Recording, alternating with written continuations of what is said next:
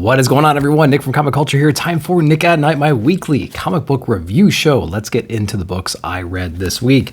Gotta go ahead and put my grading scale up. You know how this works. When I introduce a book, I'm gonna put the cover of the book on the grading scale so you can see how they all stack up against each other. And with that out of the way, let's go ahead and get into DC Comics first. We're gonna start with this one right here, Black Label Batman City of Madness. Christian Ward is on this one.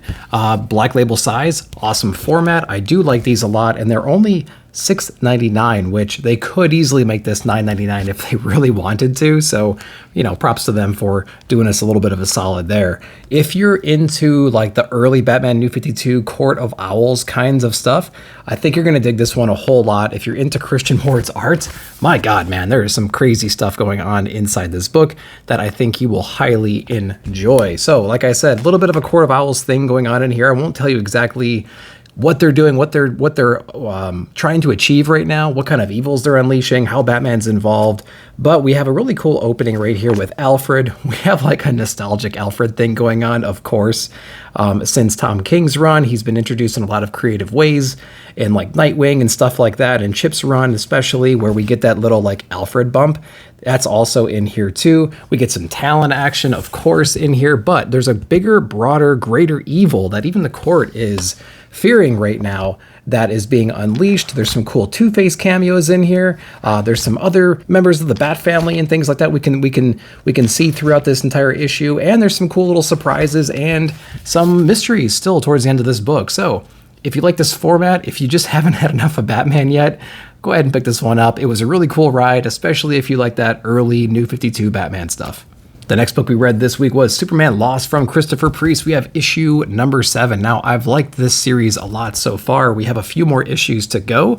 And so how are we going to wrap this up? How is Superman finally going to get home and like get over this big trauma that he's under right now? And of course, if you've been following along, basically Superman and the Justice League took on this big threat underwater. It was essentially like a black hole kind of a thing. It sucked Superman in. It was the only way to resolve that thing before it took over Earth. And he's been transported very far away from Earth right now. He doesn't even know where it is, but he's running into other, planets and other creatures and stuff like that that need his assistance, and this is his escape plan. He's trying to get back to Earth, but he's on all these side quests right now. But I like the introspective feel of the book. I like what Superman's up against. It feels very much like a Superman book, whereas like he's trying to help these different cultures. He doesn't have to. He could totally just fly past them or get around this whole thing, but like he has that sense inside of him that he needs to do the right thing, regardless of if it's going to delay him getting back to Earth, get back to Lois. And right now we're dealing with some like timey-wimey, interstellar kind of things, messing with timelines and things like that. And I like this one a whole lot. There's a section in this book though that really kind of bummed me out a little bit. There was like this fake narrative that was being told, and I think we pretty much erased that or came to the realization that was kind of crap. The ending of this book is really shocking, I would say. Lex Luthor's in here. He does some pretty twisted stuff. I'll let you read that and figure it out. But if you want a little slower paced, you want that Superman feel, that like do whatever he can do to help the underdog kind of a feel, but you want something a little bit more maybe introspective and a comic that really has like a sense of doom almost inside of it, I think you should check out Superman Lost. 7 issues in right now. Great read. Check it out. All right, the next DC book we read this week was The Sandman issue number 1, coming out of Night Terrors. There's probably a lot more Sandman fans now than there has been over the last, I don't know, whenever the last time we saw him in comics. So if you liked his portrayal in Night Terrors, you liked the collaboration with Batman and Deadman, you might dig this book. Just maybe you just kind of want a superhero with a fedora and a gas mask and a gas gun. If that's you should check this book out. It was pretty cool. We do touch base on his Wesley Dodds persona, like his normal persona. We learn a little bit about his history, who his father was, some like experiments from the war, some of the technology that was used. We get a cool introduction in the first few pages about like what his power set is and what he can do to villains. And now we're trying to figure out like his legacy. He has all this knowledge, this technology. He wants to help out, but people aren't really giving him the opportunities that he needs to, scratch that itch that he has. And he's trying to play around with the fact that like, do I continue to do this? Do I have to keep doing this? But, he does what he does best, right? And so this book was kind of cool. It has some mysteries and things like that it does leave towards the end, some questions unanswered, and I guess we're going to get into that in future issues. I like the art, but I don't know if I like that kind of style character drawings, you know what I mean? I'm not exactly sure what's going on. I like the coloring. The coloring was pretty cool, and most of it was interesting. Compositions were interesting too, but I don't know if it completely hooked me or not. We're going to see. Maybe I'll give it another issue or so, see what's going on. But this one here was a little bit introspective. It was pretty much a lot of inner monologue, and there was some action, but maybe not the action that I wanted from this book. But I know it's the first issue, so it has to build up a little bit. Did you guys read this one, and what'd you guys think? All right, let's jump over into Marvel. We have Blade issue number 4. I've been loving this book right now, going as far as calling it one of Marvel's best books out there. So did number 4 continue that?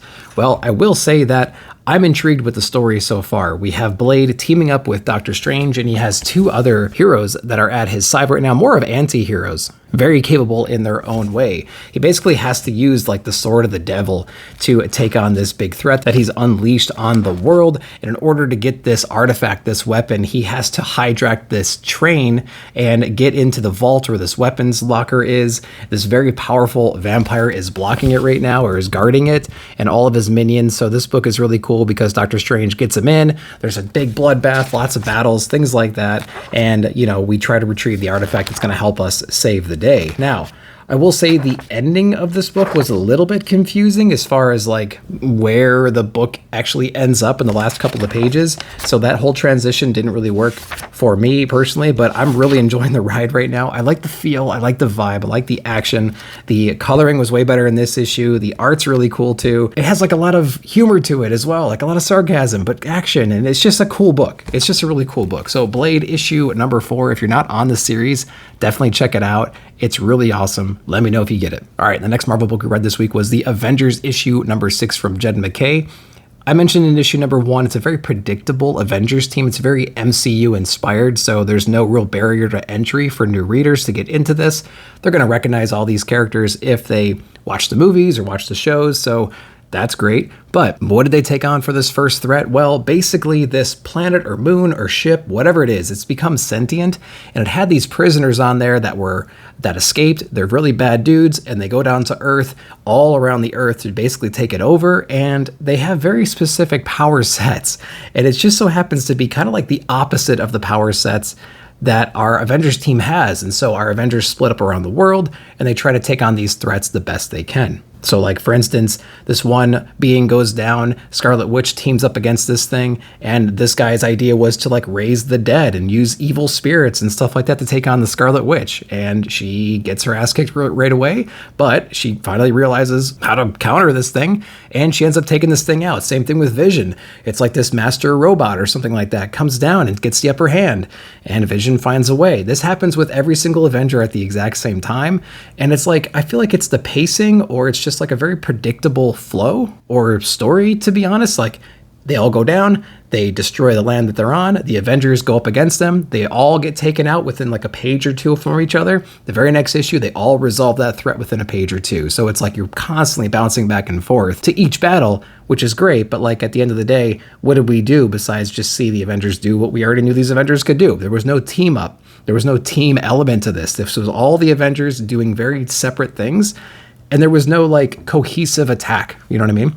And so I think at the end of the day, if I want reading an Avengers book, I want to see the Avengers teaming up, combining powers, strategizing together, not working independently. And that's all you get in the first 6 issues of this run right here. Of course, they're going to be teaming up in future arcs, but kind of an interesting idea for the first arc, which was to separate them all and have them take on, desperate things. And so it's that was kind of weird. So I don't know.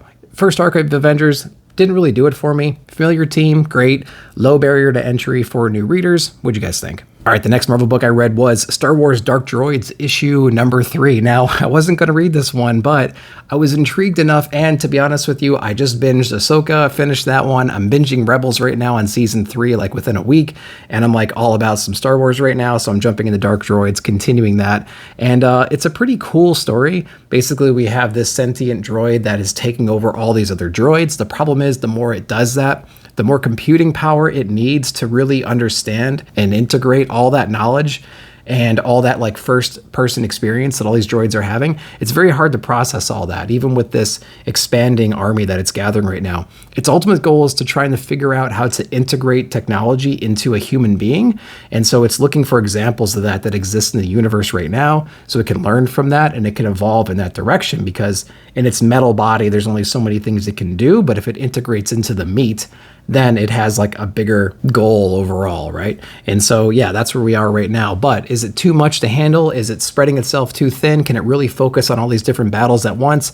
That's what we're dealing with in Dark Droids issue number 3. So let me know if you like that one, if you're reading it, and what you think. Next one we got from Ahoy Comics. We have Project Cryptid issue number 2. Issue number 1 didn't really do it for me. It basically features on 2 mythological creatures in a way. We have the chupacabra on this one, and we have some kind of exotic like woodpecker bird. And the chupacabra thing, there's like a family visiting down in like Mexico, and this older lady brought her dog, and her dog, they go on a walk, and it gets attacked by some wild dogs, and this chupacabra comes by, and you know, it's kind of like craziness breaks out, and like there's like baby chupacabras now, and the story just ends. I don't know. I don't like that one hardly at all. The other one is this PI, kind of like a Jessica Jones kind of a character, gets hired to investigate this one thing, and this exotic woodpecker bird's involved, and it starts attacking people, and it's just a ridiculous story, to be honest with you. I didn't like either one of these. This will be my last Project Cryptid if I can help it. I don't know. Did you guys read this one? What'd you think? Next, we have Army of Darkness issue number 1. This is Army of Darkness Forever from Dynamite Comics. First off, look at that amazing cover. We have Tony Fleece on here, which is why I picked it up.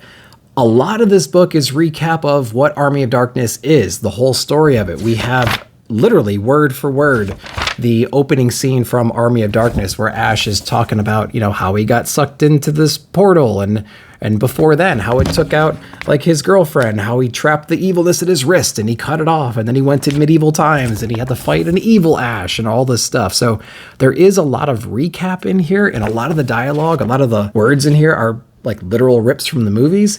It does progress the story forward in the Army of Darkness setting, like 1300 AD.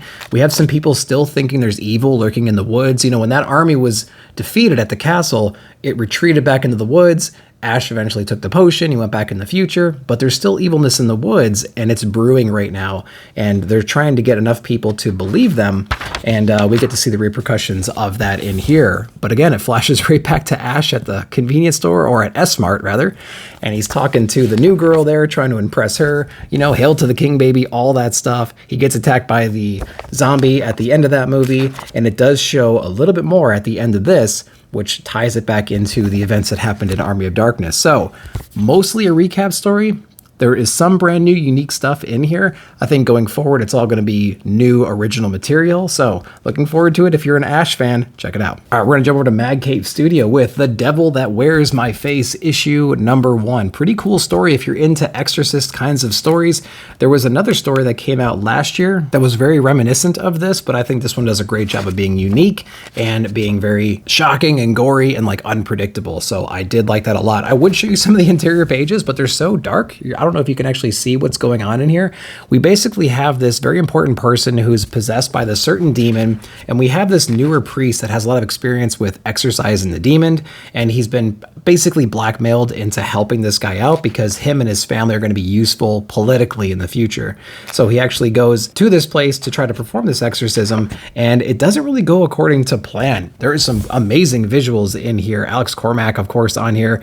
There's amazing visuals of this exorcism and some of the chaos that happens during it. Beautiful, beautiful coloring as well. Everything is a little bit tad dark, but I think it fits the vibe, and nothing's, you know, hard to see. It's just something to think about while you're reading this book. Make sure you have plenty of lighting. The exorcism on here was presumed to be a failure, but there's a cool twist at the end of this that shows you that no, this exorcism actually worked, but it worked in a weird, different way that I really haven't seen before. So I've been digging this book, Devil That Wears My Face. Pretty cool opening issue. Let me know if you read it and what your thoughts were. All right, we have Saturday Morning Adventures TMNT. This is the Halloween special. Got that one because of that awesome cover. Decided to read it, see what's going on. And this book was as ridiculous as any other Saturday Morning Adventures book. The turtles are going out on patrol on Halloween. They run across some spirit that they shouldn't have run across, but they said his name 3 times, and now they're in some kind of a Freddy Krueger dream world. But don't use the word Freddy Krueger or any of that stuff, because This villain has a lawyer right now, a copyright lawyer, that he can't use too many puns. He can't make any references to any existing horror franchises or any other franchises for that matter. So he has to play very, very carefully with the turtles when he's doing his whole bad guy speech thing, you know? And so our turtles here have a certain amount of time they need to get out of this dream state, of course, or they're going to be stuck in there. And of course, they're running into all kinds of obstacles and everything like that. And in a very funny, satirical Saturday morning cartoon kind of a way, they find a way out of there and they actually trick our villain, and everything is fine and dandy after that. The backup story is a story featuring Krang and Shredder. Of course, there's some kind of mystical power that they need to summon in order to forge this stone into something different than a stone. They're trying to make some kind of a sword, and they rely on one of Shredder's like ancient relatives for that whole stuff. But of course, he uses his magic against them, and they have to find a way to take on that evil spirit. Of course, Krang is like the most sarcastic guy in the entire world and totally making fun of Shredder constantly. So like that banter back and forth was pretty fun to see. But at the end of the day, it was just kind of like a fun, silly thing. It's a Saturday morning adventure comic featuring TMNT, Shredder, and Krang. Kind of fun. $7 fun though? Probably not, but it was fairly entertaining. So maybe you want to check it out. I'm not sure. That's up to you. All right, jumping over to Dark Horse, we have Space Usagi issue number 1. This is a one-shot. This is something I've been looking forward to for a long time. Key issue 2 because it's the first appearance of a new character, a very important character, hopefully, in the Usagi universe. So get your hands on a copy of this if you can. It is a one-shot. It is a prelude into the new Space Usagi series that's coming out, but it's my understanding. But this is the one-shot that gets us in that direction. Of course, this time of year, the fall Halloween time, we have to open up this story with a Usagi entering a haunted house, essentially, because somebody was kidnapped, and he's taking on all kinds of ghouls and ghosts inside of there. It's almost like, okay, we've got to go to the second level, fight the second level boss. We're going to go to the third level, fight the third level boss. And it's a different apparition every single time. And he has to find a creative way of getting around that. There is, however, a final boss, and it's a boss that we saw most recently in the latest Usagi run. I think his name is like G or Jai or something like that, Jei. It's like this weasel-looking character, this fox-looking character that we saw in the previous issues of Usagi. And we get a pretty cool battle with that character right there. Very, very action-packed. And there's a cool backstory which explains the front end of this book, and it also sets us up for the future events that we're probably going to know and love in the future. So if you can get your hands on a copy, go ahead and do so. Then the last book I'm going to cover tonight is a book that I forgot to cover last week from Image Comics, The Sacrificers, issue number 3. I got it, I read it, I just forgot to review it, so here it is. This is a cool book. Rick Remender is on this one. We actually get to learn what the Sacrificers are and what that actually means to the story. And it's not exactly what I thought, but essentially it ends up being what I thought it was going to be. The opening of this issue goes back to that ball or that ceremony, that celebration that all these gods are having. We get introduced to a lot of different people and a lot of different like avatars for different things. Like here's Luna or Lunar or whatever that is, obviously representation of the moon. And there's a lot of, banter between them and other gods. Like, yeah, you're not very bright, but you only reflect the light, things like that. There's a lot of like snarkiness going on or some bad blood between a lot of these folks, but they understand that this ceremony and everything is necessary. And so they're going along with it. Meanwhile, our sacrificers are all like in this dreamland right now. They're being catered. They're being wined and dined. They have entertainment. They have all this stuff going on. And so we're led to believe that like, hey, maybe this isn't such a bad thing. We're going to be pampered. We're going to be taken care of. We're going to be treated like royalty. But that all comes to a swift end towards the end of the book. I'm not going to spoil exactly what it means to be a sacrificer. There's obviously some things you can assume, you know what I mean? Being a sacrificer means you're going to be giving up something. That something is very well explained towards the end of the book in a very dramatic fashion, so I'll let you explore that for yourself. But Sacrificers issue number 3 continues to be a strong read. Not exactly going in the direction I thought it was going to go, but I've been pleasantly surprised with the overall story, the art, and the coloring. Definitely going to continue picking up this one. Let me know if you're reading it and what you thought. All right, guys, so that's everything I read this week. I hope you enjoyed that. Let me know down below in the comments what you read and what your favorite books of the week were. While you're down there, hit the like button, hit that subscribe button, and please check out the join button. I would really appreciate it. But as always, thank you very much for watching. I'll see you all down below in the comments.